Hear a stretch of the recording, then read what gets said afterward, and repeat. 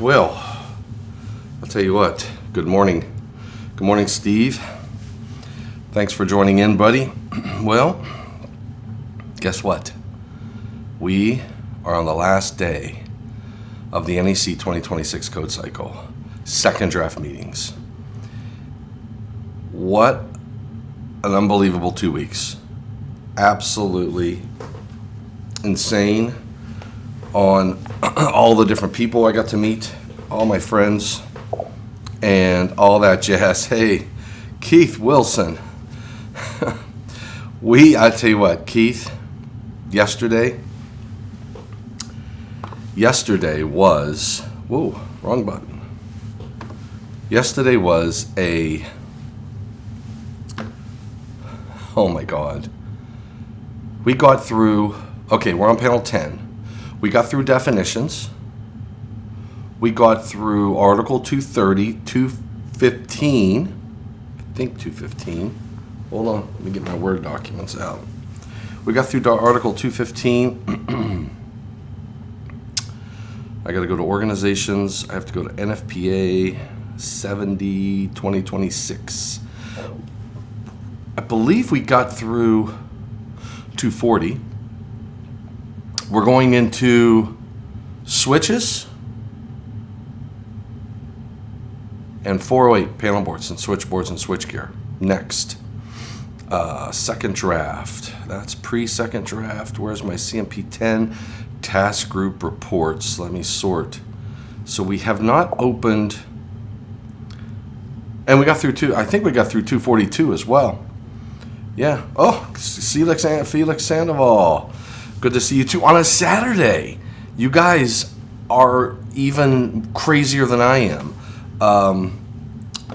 On a Saturday. Good to see you too, Felix. Glad everybody's out there. So, I'll tell you what, yesterday was a roller coaster. It really was. I argued about the reconditioned stuff. You know, sometimes I think I should just shut up. But here's my fear is what's really bad is when we have code that's not very clear. And when it's not clear, it puts manufacturers and installers and inspectors, everybody in a rough situation. And I just didn't agree, and I didn't agree with it, and with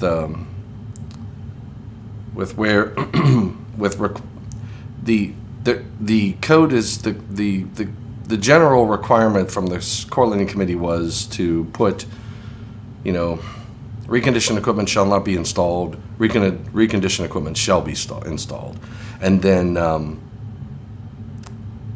when we're going to talk about it today, we're going to get into 408. When you're dealing with large equipment, switchboards and switchgear, which are permitted to be reconditioned, you don't remove it and then install it. So now and I said it yesterday in my argument yesterday. I said, look, we were talking about, I can't remember, like multi-case circuit breakers or whatever it was. And then on panel 2, I talked about it with regard to AFCIs and GFCIs. And if I was on 406 and receptacles, I would be talking about it there too, even though you would never recondition something in place that small. We just replace them. But here's my issue. We want consistency throughout the code. If I don't explain that position up front around for all these different items, then when we get to 408 and I bring it up, I'm gonna lose my battle even if I win. I'm gonna lose the war even if I win that battle because everybody else has done something different. So, and then maybe they haven't heard my side of the story there. So I just try to verbalize it. That's all.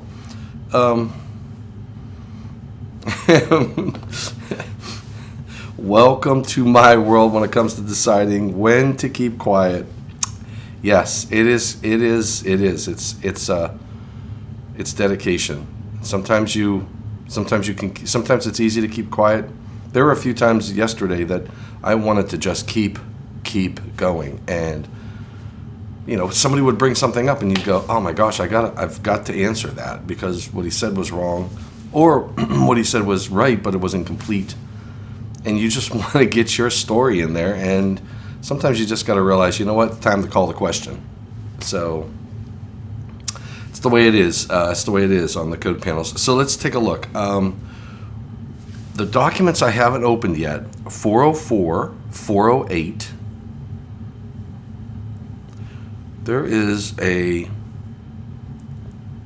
There's an article. Wow, man, I'll tell you what, Steve. I have a feeling today's going to be a full day. And we're going to lose people going on planes.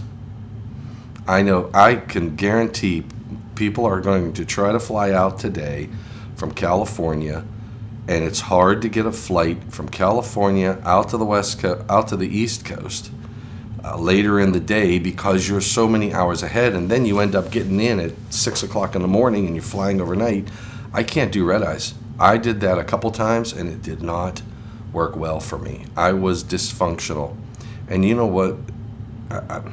You end up sleeping the entire day and it doesn't pay off. So anyway, all right, let's talk. Let's take a look at,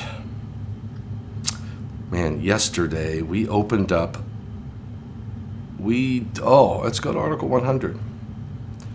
I opened this back up because we deleted the definition for a service disconnecting means. That was one of the actions that we took yesterday. That was my proposal in the first draft. It was accepted in the first draft. It was, let me move this. You are absolutely right. You have to have sleep. You can't, Steve, you'll be just fine. And today, I don't understand this, but last night I went to bed around, 9:45, something like that. I woke up at 3:30 this morning again. And I tried to go back to sleep. I couldn't. I just kept rolling and tossing and rolling. So anyway, that's why I'm a little early today. It's 6 o'clock.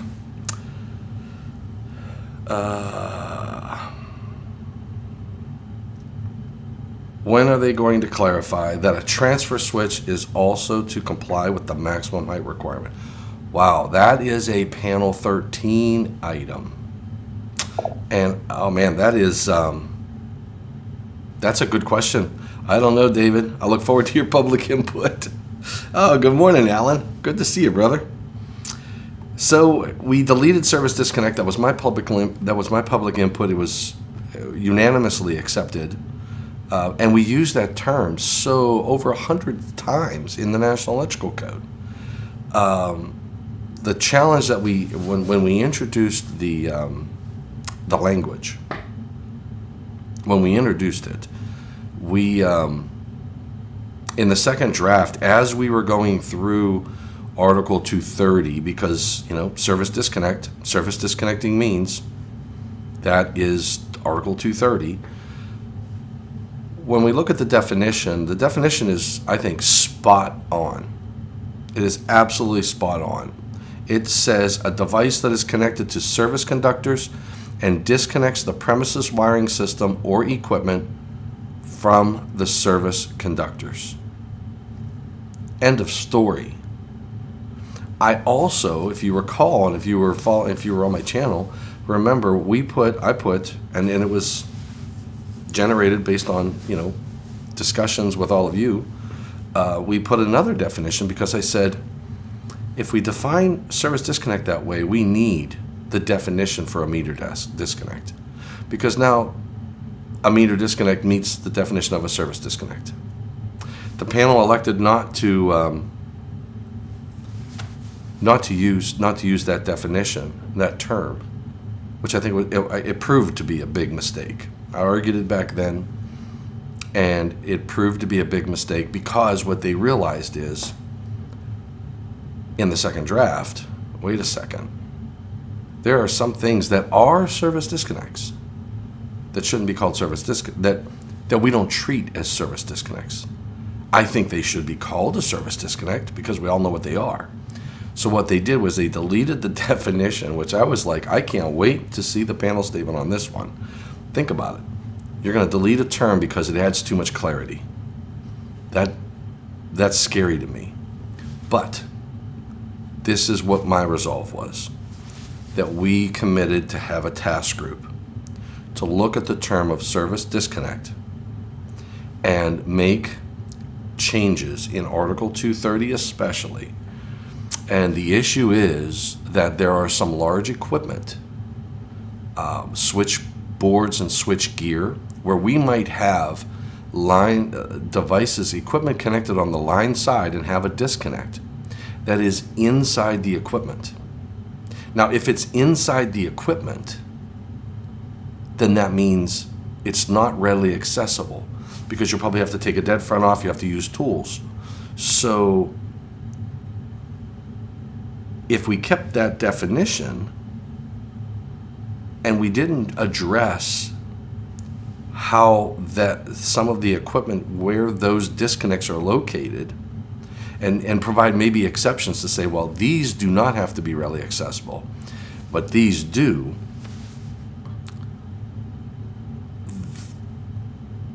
and I still say they all need to have line side barriers. But that's because that's the other problem. If you don't call it a service disconnect, then it's not required to have a line side barrier. But then I started thinking about it. I was thinking, wow, there's another concern I would have. And I have to look at the product offerings and talk to our plants and our assemblies divisions within Eaton and explore this at NEMA with other manufacturers. What equipment do we make that has those disconnects located inside the enclosures that are not readily accessible? And what's the signage? How do we know that there's another disconnect inside that is a service disconnect? How do we protect the conductors inside that equipment? What do the standards say about that? So it opened up a lot of doors in my mind. This meeting opened up a lot of doors in that regard, just from as a manufacturer of equipment, and as an industry, I think we need to take a close look at service conductors, even within equipment, service disconnects within equipment. How are we handling those disconnects? How are we labeling those disconnects? Where is the awareness? How do we get to them? Do we have barriers? All that jazz. So we're going to be playing with that. That's going to be a point of discussion after these meetings. So service disconnect is coming out of the definitions. So we opened that document yesterday. What was another one? That was David Williams. Let's take a look at here was another good discussion. So Surge. There's been a debate on the 10K. We did keep that in. The motions to remove 10K from the requirements found in 215, 230, and 225, those failed. We deleted the surge requirements from 225 because they were redundant. We didn't do anything different in 225 that we did in 215. Think about it. 225 is outside feeders and branch circuits. 215 is feeders. 210 is branch circuits. If you have a requirement in 215 that applies to all feeders, and you have the exact same requirement in 225, it doesn't make sense because the requirements of 215 pertain to outside feeders as well. But what we put in 225 are anything that we do special when those feeders or branch circuits are outside. So, and those changes have to be different than what's in either 210 or 215. So we deleted the requirements in 225, but that doesn't really change a thing. And then we added, did we add something? I thought we added something in there. No, we didn't. We put it in our panel statement. That's what we did to add clarity on why we did that. The other thing we did was we put an informational note in Article 225 to help people understand the proper application of surge protective devices. That's it. I don't think we made too many other changes in 225. We had a reject but see. This was Doug Smith's. I don't think we've gone through Doug Smith's public comments yet. No, Doug Smith's task. I don't think Doug Smith's task group has gone. I could be wrong. Maybe he did. I just can't remember. 225. Where's 225? Oh, that's outside feeders. 242. 242 is the surge stuff. What did we do in 242? Let's go down through. We put the informational note by the scope. We added reconditioned equipment. We added reconditioned equipment prohibitions, basically, that you can't recondition SPDs, etc. We have a listing requirement. All an SPD rated not over 1,000 volts shall be listed. What else did we do? What else did we do in 225, 242? That was about it. There was not much in 242. Let's look at 230, 225. We talked about 225. 230. We talked about the thing in 200. So let's take a look at 230. What did we do there? We made a lot of changes in 230. But I don't think the changes are. I would not say that the changes are as huge as you would think. What we did. Why do I have a note here? Darnish. Okay, so let me go up to the top. I'm going to the top of 230. I'm going to do review and review.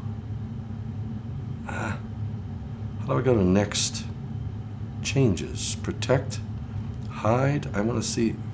Oh, there it is. Okay, first change. All right, in 230.9. Now remember, I got to say this.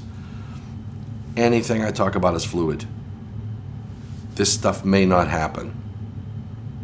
Everything I'm talking about is fluid. It is got to go through ballot. It has to, if it survives ballot, it still has to survive NITMAMs and certified amending motions, and then it still has to survive any appeals to Standards Council. And honestly, I don't think we're going to see any appeals in Standards Council. Not too drastic. Not too drastic. All right, here we go. So 230.9C, building openings. Overhead service conductors shall not be installed beneath openings through which materials. We just changed may to could. Got rid of the word may. It's a style manual thing. Be moved, such as, and we removed the word openings. Overhead service conductors shall not be installed beneath openings, through which materials could be moved, such as those, you know what? Such as those in farm and commercial buildings. Where they obstruct entrance to these buildings.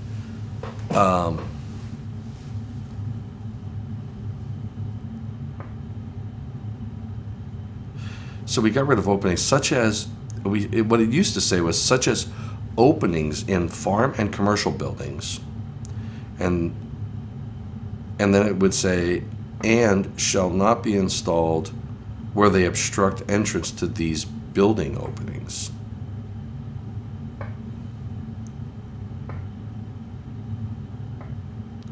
Overhead service conductors shall not be installed beneath openings through which materials could be moved, such as those in farm and commercial buildings.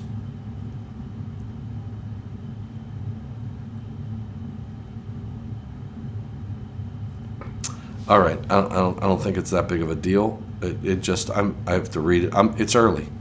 It's early, and I woke up at 3:30 this morning, so that's basically what we did there. Just tried to add some clarity, and I don't know. We may have added some confusion. I don't know. We'll see. We also, in 230.40 is the number of service entrance conductor sets.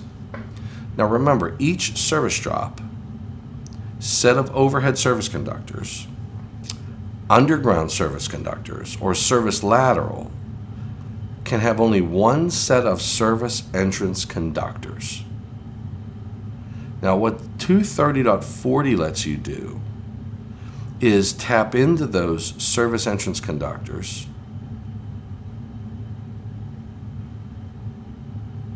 or come off of the service drop and feed other things. There's an exception 1 with a building with more than one occupancy shall be permitted to have one set of service entrance conductors for each service. Exception 2 talks about where there's 2 to 6 service disconnecting means in separate enclosures are grouped at one location. And then exception number 3 says a one-family dwelling unit and its accessory structure shall be permitted to have one set of service entrance conductors run to each. So we have an exception 3. Exception 4 deals with two-family dwellings and multi-family dwellings and multi-occupancy buildings. And then in exception 5 is where we have the provisions that you can bring service entrance conductors to your PV systems, your fire pumps, and all that jazz. Well, there was a reference to a section in 230.82, but what we did in 230.82 was we restructured it. Didn't restructure it. What we did was we followed the style manual. You'll note that in each of those items, there's like a laundry list. Like one item had a laundry list within it, and they weren't related to each other. And honestly, I don't know why they added them the way they did. It seemed like somebody just put a comma and added a word or added something. So what we did was we said, look, let's treat each of these separately. So if you had 2 items and each item had each item had 4 components in it, that would mean that we converted that into 8. So that's what we did in that section. Oh, Steve Froming in the house, Richfield, Utah. You are the man. So we had to fix the references in 230.40. So the only change you'll see in 230.40 doesn't change 230.40. It just changes 230.40. It just points to the appropriate section. So we're not adding, subtracting, deleting anything there. We're just fixing the references. All right. So we're going to scroll on down to the yard. Scroll on down to, here we go. We're scrolled to 230.67. 230.66. No, 230.67. What am I talking about? 230.67 is... Oh, no. Oh, I made a mistake. I gotta delete this. Hold on. That wasn't in 230.67. Control X. We didn't make any changes in 230.67. That's the surge requirements. Now, here's where things changed. 230.70. All right. Service equipment disconnecting means. Now, if you have service equipment and you're required to have a disconnecting means, that is a service disconnecting means. And what you'll see is the issue that we had in 230.82 is we have permissions to put a service disconnecting means ahead of another service disconnecting means, which does not make sense. But we didn't delete that in 230.82. So, but before we get to 230.82, we're going to go to 230.70. We modified 230.70. We said we changed the parent text of A, and remember in A we have 1, 2, and 3, and 4 options. A is the service disconnect locations. So what we said was service disconnects shall be installed in accordance with the following, instead of saying in accordance with A1, A2, A3, A4. We just said, look, we have a list of 4 items. You have to, the service disconnects have to be installed in accordance with something in that section, rather than saying every one of them, because if you can't say this and this and this, that means it has to meet all of those requirements. But item 1 is for 1 and 2 family dwellings. Item 2, we changed that to 1 and 2 family dwellings. The item 1, we used to say readily accessible location. We said 1 and 2 family dwellings is the title for now of 1. And then in 2, we had other than 1 and 2 family dwellings. And then 3 is still bathrooms, and 4 is the remote control item discussion. So 1, we changed to 1 and 2 family dwellings, and this is where we say the service disconnects shall be installed in a readily accessible outdoor location in accordance with one of the following: on the dwelling unit or within sight of the dwelling unit in accordance with 110.29. We have one exception to that.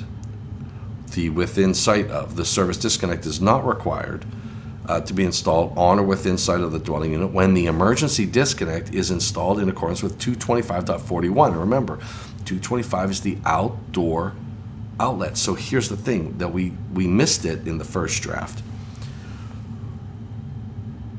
We didn't have an allocation. If you put the service out there at the road,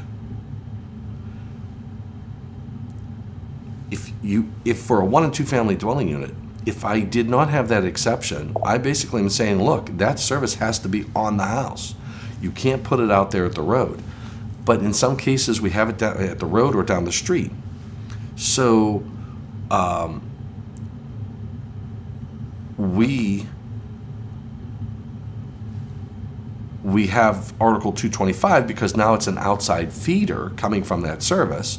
So we have a requirement that when you have an outside feeder, you have to put the disconnect on the outside of the house, and we have the within sight of per 110.29 in 225.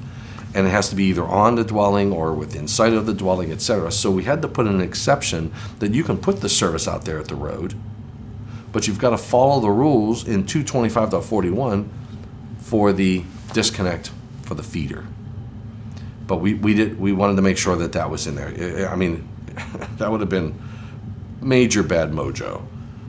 Steve Froming says, Froming in the house. What does Froming say? When installing service equipment, does OSHA allow short pants? Oh, OSHA only allows Tommy short pants.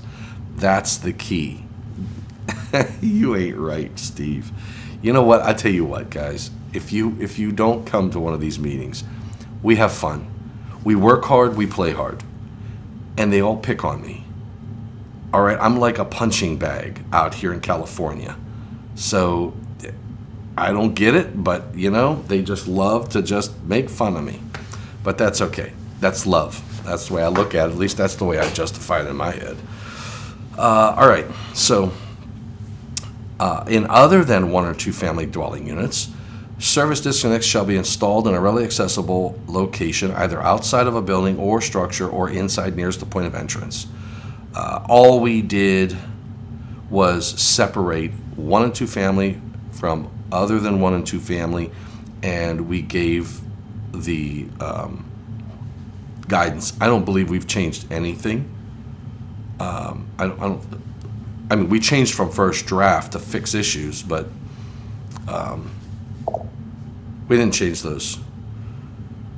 We didn't change the major stuff. Give love to the guy who lives in give love to the guy who lives in flyover other countries. I know, Alan, man. Jeez. All right, so here was another big discussion, and we had to clean this up. There was a requirement for remote disconnect control in this 230.70A. It used to say, now remember, what is A? A is service disconnect location. And how 4 was written before was, if a remote disconnect control device is used to actuate the service disconnect has to be located in accordance with 230.78.12. Right? David Engelhard. Oh my gosh. Anyway, so what we modified the language. Basically, we had some public inputs, and we modified that language, and we said, that's not what we're talking about. So we changed it to say a remote disconnect that's used to actuate the service disconnect shall not be considered the service disconnect. That's the only thing we want to say. Because once you say it's not a service disconnect, then you know that whatever it is you're controlling, where it has to be located, because that's the service disconnect. And the issue was that when they put a button on, say, on the outside of the structure, and they can't do this in a dwelling unit because we require dwelling units now to have the service disconnect on the outside of the house anyway. So this was really for commercial buildings. If in the commercial building the service disconnect is inside at the nearest point of entry, and you put a mushroom button on the outside to kill power to the structure, apparently in some jurisdictions they were thinking that is now the service disconnect. And it's not. That button is just tripping the breaker inside. And honestly, if you don't have something that says the button did what it was supposed to do, I mean, if I cut the wires and I don't even know that I cut the wires and I hit that button, I don't know if it killed power to the structure or not. There are ways to give you positive indication. If you don't have those ways to give positive indication, then I can't rely on that button doing what I think it's going to do and put my life in harm's way. Make sense? So I think we made that clarity, but then we realized it doesn't belong in 230.70a. We got to put it somewhere else. So we moved it to 230.70f, and we said remote disconnect control. A remote disconnect used to actuate the service disconnect shall not be considered a service disconnect. Period. But remember, we deleted what the definition of what a service disconnect is, so you don't even know what the heck that is. Make sense? Capiche? All right. Okay, so that was the change in, so we did that. 1 and 2 family dwellings, we just cleaned up. Before it used to say service disconnects for 1 and 2 family dwellings shall be marked. We don't mark the service disconnect. We mark the enclosures of the service disconnect. So we just clarified that.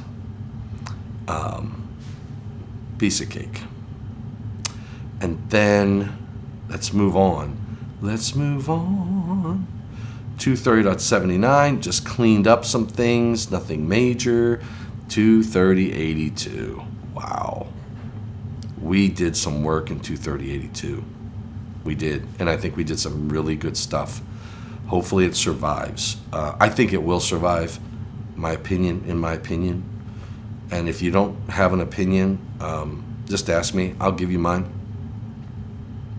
So here's what we did. Remember the number of list items. We now have 21 items in 230.82. And just keep in mind, we always had 19. Okay? Because they were buried inside. We had more than 19. We had over 20. We had more than 20 because we consolidated the PV, wind, energy storage, etc. into one line item, interconnected electric power production sources, because that's a defined term and it's clear. So we consolidated that into one. We don't have PV in there. We don't have wind. We don't have all the other items. But if we did, we would have broken all of those out because each of one of those is required by the style manual to be its own item in the list. So what we added 2 new items to this list. One,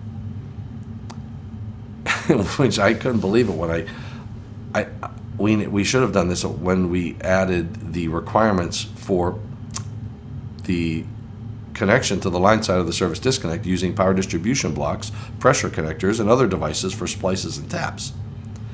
We put those in a different section, but we never put them in 23082. So we didn't have permission in 23082 to put those on the line side of the service disconnect yet. We had a requirement that governed how what the requirements were when you put those on the line side of the service disconnect. So we cleaned that up, and I think that was a really good change. We're going to ballot that separately. I have a very strong feeling that that's going to pass. There's no reason to not do that. The other one that we added to the list was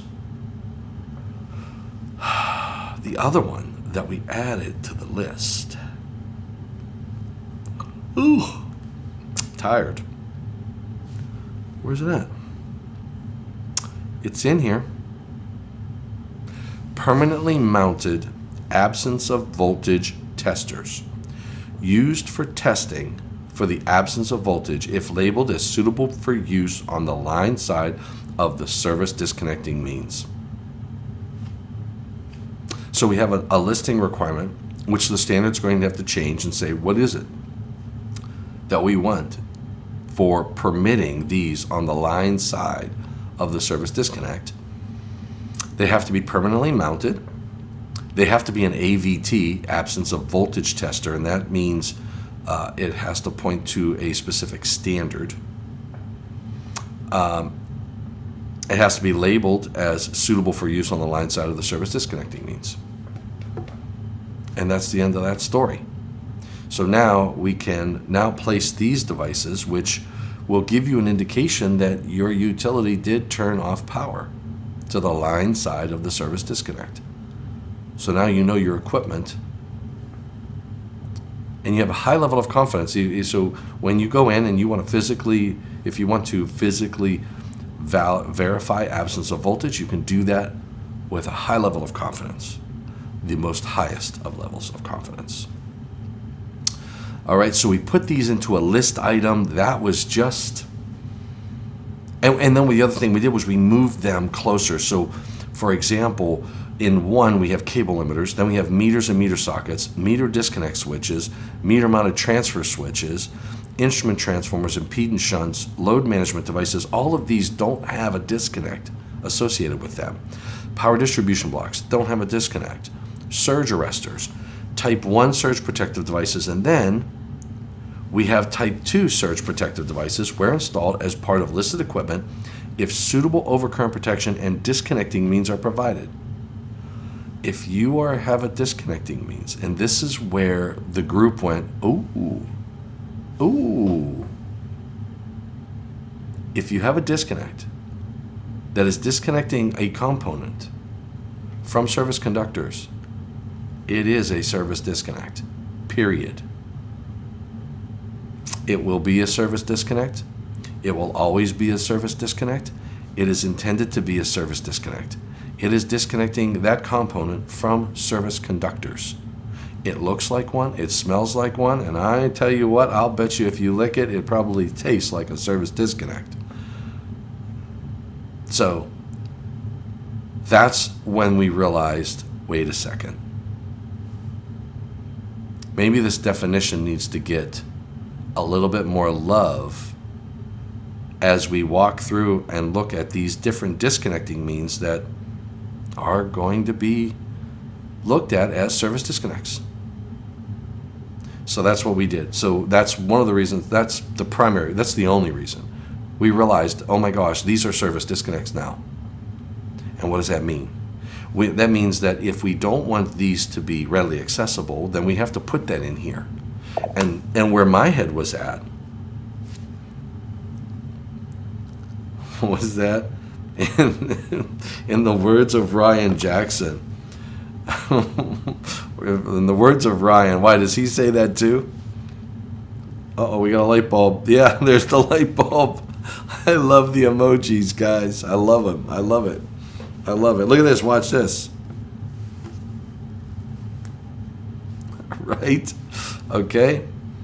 So, what I wanted to do was remove these from this list. I said, let's take these out of the list because those are service disconnects. And you can't have a service disconnect on the line side of a service disconnect. So my goal was, I sat down and said, I want to remove these because it doesn't make sense. And then, oh my gosh, I'll tell you what, the passion hit the floor. And this was in the task group meetings when that happened. Squirrel. It's so true. It's so freaking true. So then I said, okay, because one of my goals was, one of my goals, I just said, this doesn't make sense when I read this. And if you're trying to apply and understand the code, and 23082 is being misused a lot. 23082 is being misused a lot. 2023 video changes on Article 230. Is that right? Oh man, that is too funny. Oh man, I gotta tell him. Great minds think alike. So what I wanted to do, guys, was I said, look, these items need to come out. And then we make a decision. Do we count them as a service disconnect or not? Do we require barriers on them or not? Do they need to be readily accessible or not? So I made all those changes to address that. But I think it was just too much for some people, because when you come to the table with that, and we talked about it in task groups and whatnot, but if you are not as engrossed in it, it's scary. But and you try to walk people through it. You say, look, these are the 3 key things. Do you want to count it as one of the 6? Do you want to make it readily accessible? Do you want barriers on it? Those are the 3 big ones. And then labeling, right? So that's the 4th one, labeling. Which labeling comes along for the ride. I don't care where it's at, that service disconnect needs to be freaking labeled service disconnect. We all know what that means. Everybody in our electrical industry knows that a service disconnect has service conductors on the line side, period. I don't need paragraphs inside a switchgear. I say service disconnect, done. In some of our equipment, and I've seen this, on the inside of the equipment, they put a paragraph that says something to the effect of, the opening of this overcurrent protective device will disconnect the power on the secondary, but power will remain on the primary. Who reads that? When you can all just say, this is a service disconnect, and we all immediately know what we're dealing with. And I could not make that happen this cycle, but it wasn't a hill I'm dying on. Yes, Steve. Barriers are always important. So we had a really good. I thought I had all of these items addressed. They didn't like to do that because they just felt uncomfortable. They felt more comfortable saying, let's do it next cycle when we can get it, the changes in the first draft, and then get it public reviewed, and then have the second draft if we don't have any comments, and if comments come up, which I'm good with. I am absolutely good with. I know creating a good wine takes time, so at least it's on the table. By putting that term in and then going through the book, it raised the awareness that we've got some language that is really screwed up, but we're going to fix it. So we're going to have a task group to address these. I'm at 13%. I am probably... Give me a second, guys.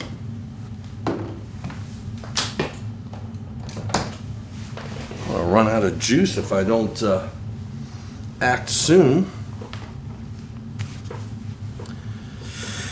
So I was happy with the I was happy with the direction, and I think we're going to have a chance to. I think we're going to have a good chance to fix and address the issues. So those were the changes in 23082, and I'm really happy with that. What else did we do? Let me go back to review, tracking, and I'm going to put all markup.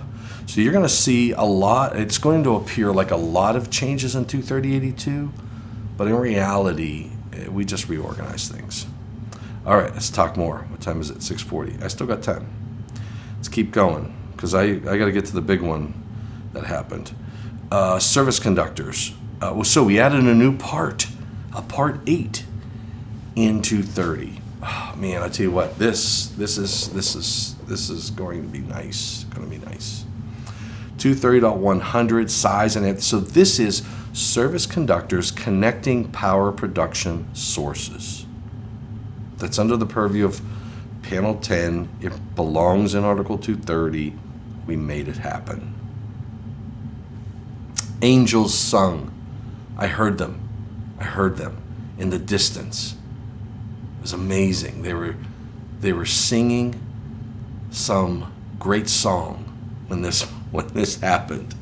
So in any case, we have 230.100 size and ampacity, and we talk about how you determine the ampacity based upon the source currents that are determined in 705, the overcurrent protection, how you protect them from overcurrent in accordance with 705.30. Service connections in buildings. Are they still service entrance? Yes, they are still service entrance conductors. David, they are still service entrance conductors. That is a service disconnect switch. So that did not change, and it will not change because that is what they are. Then in 230.108, service connections in buildings, this is interesting. We had the discussion of when you are connecting to the service entrance conductors inside of a structure. Now you have service conductors inside the structure. What's the length we're going to permit? How do we handle those conductors? Do you have to protect them? All that stuff. So what we did was we said, okay, those service conductors, when you tap into an existing installation and the service is inside the structure, which we know will never be the case for future residential dwelling units because it's outside, but for existing dwelling units you may, and also for commercial buildings that may have the service inside. We said the service conductors are protected from physical damage in accordance with 230.50.B1. I'm sorry, 230.50B paren B paren 1. We also said that you have to, when you connect to the service conductors, you've got to do that in accordance with 230.46. Those are just two gimmies. And then this was the big one, the long debate that we had. Service conductor length is limited to one of the following. In a dwelling unit, we're giving you 10 feet. Giving you 10 feet in a dwelling unit. We're giving you 16 and a half feet in other than a dwelling unit.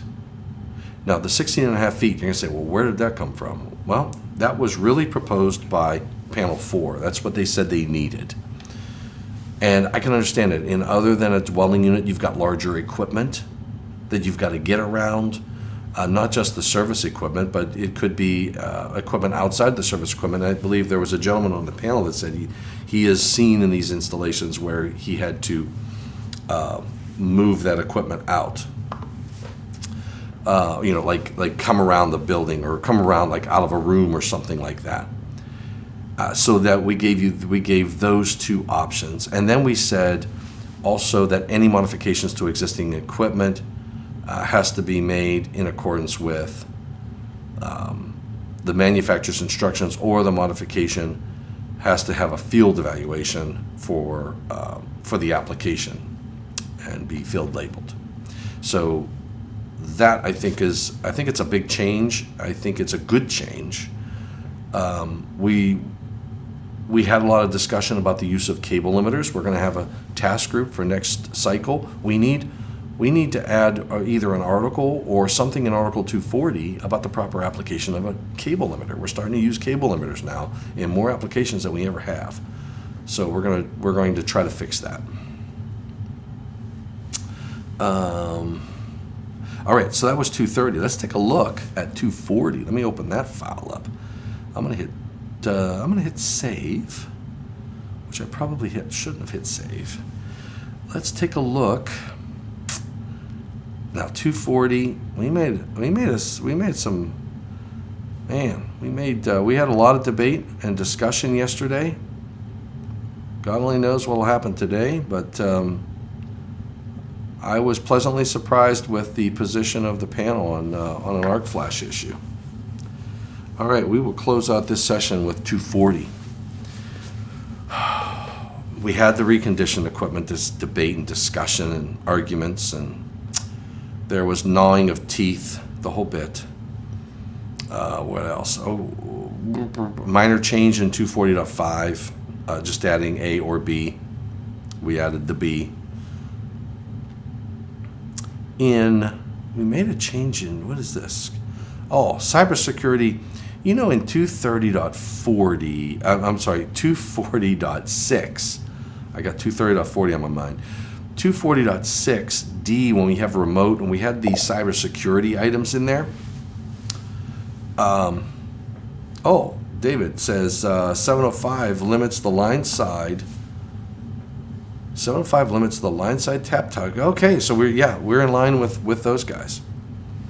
All right, so in 240.6, we just said a cybersecurity risk assessment, not a cybersecurity assessment. We said a risk assessment of the network. So that's not bad. 240.7. So remember, I think I talked about this already, but we added the definition of what an overcurrent protected device is. We have a definition for current limiting or for supplemental, etc. Now we have 240.7. It says when you use the term overcurrent protective device,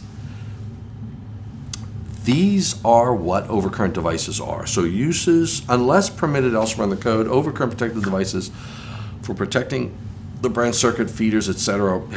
have to be one of these six items, and item 6 is other fuses or circuit breakers labeled as suitable for the application. So that, I think, is a big change, adds clarity. So now you have the definition of what an overcurrent protected device is, and whenever you use that term, it's got to be one of these devices. We added, the journey of just saying what needs to be in the list was phenomenal. Phenomenal. All right. Made a slight change in 240.15 B1, added DC line to neutral loads in there. So we have both DC and AC covered in that multi-wire branch circuit. I don't think it's a major. All right, coming to it. And I know you've been waiting for this. We had a long debate on this one. And here it is. 240.67 and 240.87. We're going to end on this one. Now, I'm going to say first that in Article 110.16 has recently has changed in the first draft and was supported in the second draft unanimously. Arc flash labels are going to be required. Panel boards, switchboards, switchgear, etc. So now we have an arc flash label, not just a, hey, this could be a problem. We have an actual arc flash label now on all this equipment. What 240.67 and 87, I believe it was our IBW friends who made the comment. They said, they're looking out for the electrical worker, rightfully so. Mr. Doty and Rich, both, they chimed in and said, look, instead of looking at this based upon the current rating of the overcurrent, because I can have a 600 amp breaker and have 25 calories. I can have an 800 amp breaker and have 25 calories or 40 calories. It's the incident energy is not based on the size of the overcurrent device. It's current and it's time. If the currents are low enough, I can have high incident energy, regardless of the size of that overcurrent protective device. And steps should be taken. So they're looking out for the guys and gals out there in the field saying, look, we're seeing these issues across the freaking board. It's not about whether, lowering it to 1,000 amps or 800 amps. It's not, don't base the line in the sand on a current rating of the overcurrent device. Base the line in the sand on incident energy. I mean, duh. So, and we could never do this before because we never had a requirement for an arc flash label. Now we do. So these two geniuses were like, listen, guys, let's change 240, 67, and 87. Let's not base it on the size of the overcurrent device, the rating of the overcurrent device. Let's say if you have X calories, if you're greater than X calories, then you need to put an arc flash technology in place. And we have the list already. We have differential relaying. You can use the instantaneous of a circuit breaker, the instantaneous override of a circuit breaker, an arc reduction maintenance switch. You can do a lot of different things. All they're giving you is a trigger point. Do you have greater than a calorie value? They started at a high they were good. Number one, it's hard to argue against safety, but they said, let's start at a high calorie value. Let's get the discussion going at 40 cal. And then I think those two guys are good. They said, let's start at 40 cals. And then you know what the discussion went to? Why 40? It's too high. And they sat back and they said, we agree. And someone else said, what about 20-some calories? And then our NFPA 70E expert on the table relayed that what they do at their facility, and they cut it off at 8 calories. And he says, we mandate that we be below 8 calories on all of our equipment. And they get it done. And he says, it's not hard to do. It's a commitment, but it's not hard to do. And you can design it and you can make it happen. So he was arguing for 8. So I felt like I was watching a tennis match, and not too many people were speaking against it. There were a few people that were passionately against it,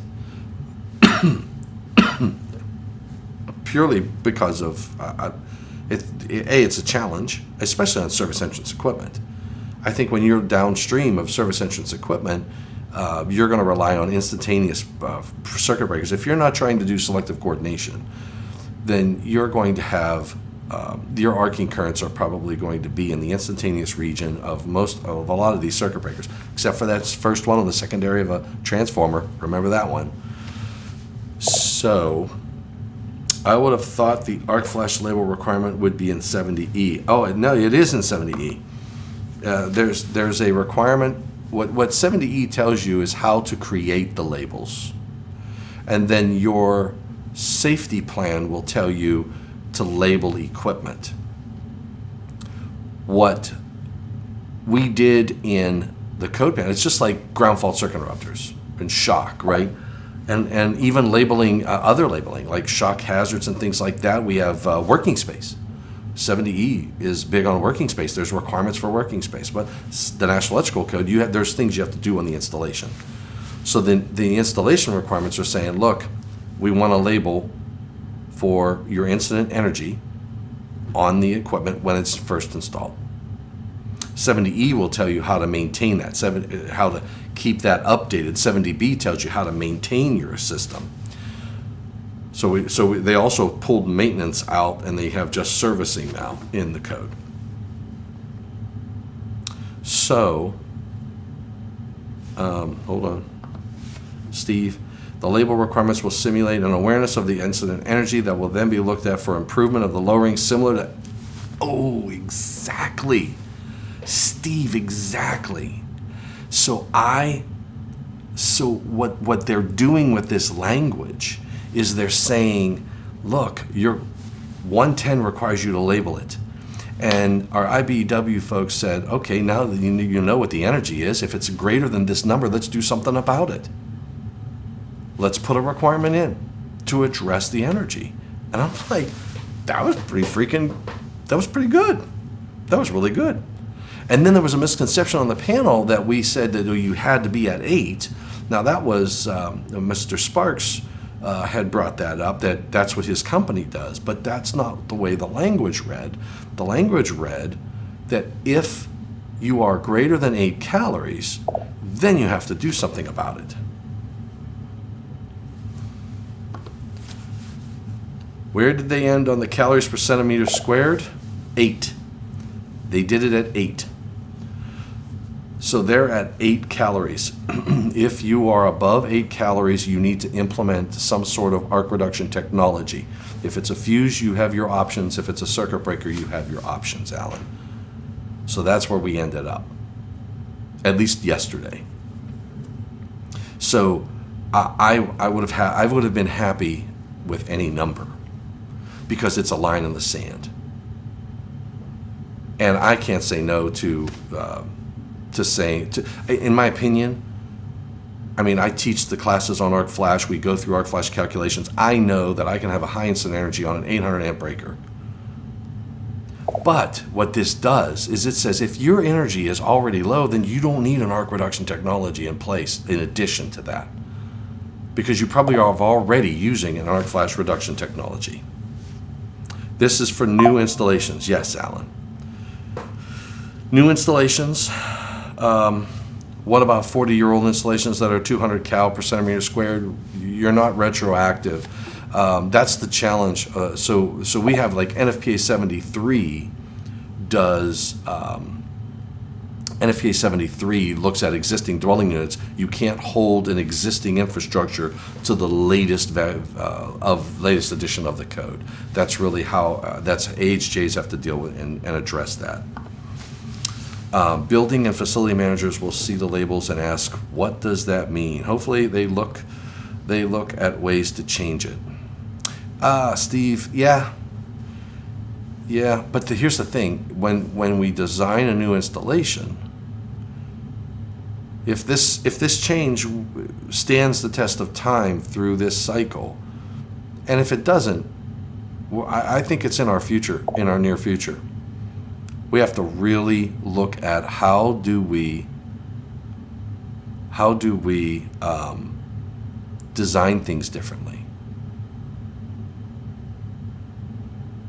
Because here's the other thing. If your design has a system that has over 8 calories, when you implement the arc reduction technologies, you're going to be creating a new label that's probably going to be, I mean, if it was 40 calorie and you said, look, I implemented this, now it's 17 calories. Okay, now you have a 17 calorie label.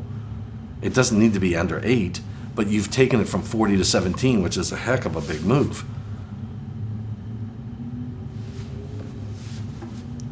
I do enjoy replacing an old unit sub with 200 cal with a new unit sub, and I'm around 8. Absolutely, Alan. And if you are replacing something, now you're into the installation requirements. So I agree with you. There this was the kicker. The gentleman, Mr. Sparks from I forget what company he's with, Eli Lilly or whatever, but he made a statement. He goes, "Look, it's not hard. It's not rocket science. It is not hard to do." I mean, he piped up. The passion in his voice was inspirational to me. It really was. It was inspirational to me. They need to assess accordingly for likelihood and severity, Steve. Yeah, so, yeah. And what we're trying to do is address severity. We're not fixing the likelihood. That can be another area that we could sit down and explore in the future. We could say, look, if you can't get it below this number, then you should be putting in something addressing likelihood, right? So there are just, I just think there are so, that discussion yesterday was inspirational for me as I watched and listened. I didn't say much during that discussion. I did not say much.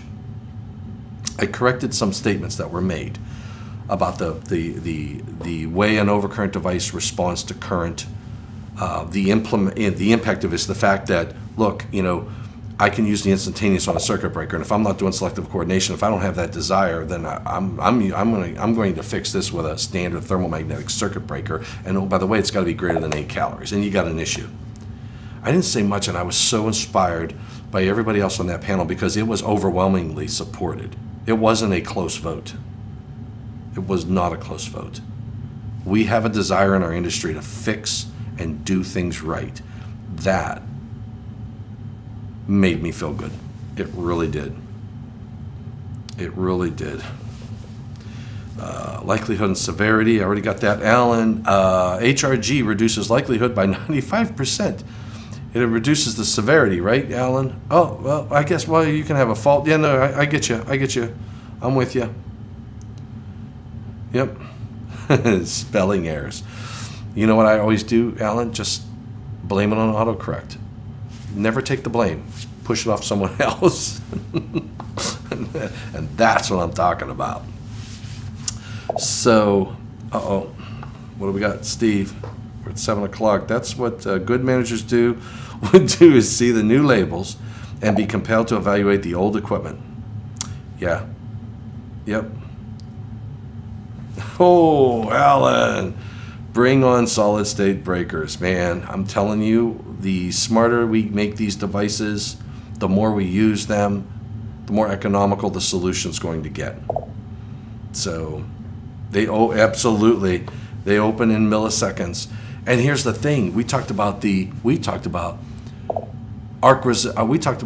active arc flash mitigation systems, and they clear in 0.004 seconds. It's absolutely insane how fast they clear. It would seem likelihood would be fortune telling. Yeah, it is a little fortune telling. But I can reduce likelihood, David, by putting barriers in, giving you working space. If I separate, like we have a we have a 2-door safety disconnect switch, one door above and one door below. The door above has the contacts separating, and we have a window so you can visibly see that the switch has opened. And then we have a door below, and they are separate compartments. And when I turn that switch in the off position, I have reduced the likelihood of touching anything that is energized because I have isolated where the working area is from where those contacts are.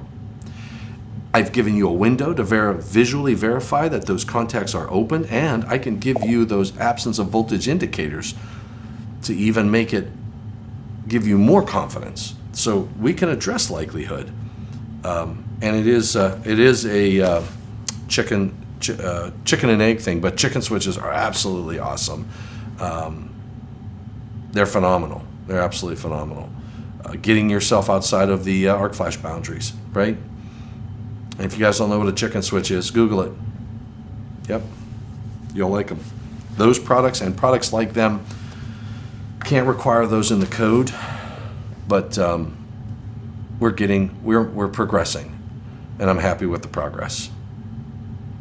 All right, everybody, it is 7:04 my time here in California. I've got to go downstairs and get ready, get my stuff installed, grab a sandwich, get a coffee, make it happen. All right, thanks for everything that you do for electrical safety. Thanks for what you do for the electrical industry. I don't believe I'm going to be going live tomorrow, and I'll be too late. So I will see you next week. All right, next week. Thanks for tuning in all these 2 weeks. I hope you got something out of these short videos that I've been doing in the morning. I know I have. I like the discussion. I enjoy the dialogue. And for all of you to be up this early on a Saturday freaking morning is just phenomenal. Absolutely phenomenal. And I really appreciate that. Rapid change. Upgrading should be easier to do, but not necessarily cheaper. So 70E needs to be emphasized. You're absolutely right. All right, I got to run, guys. I'm going to get my stuff, get packed, and go downstairs. Take care, stay safe, and we'll see you next week right here on this channel. Thanks.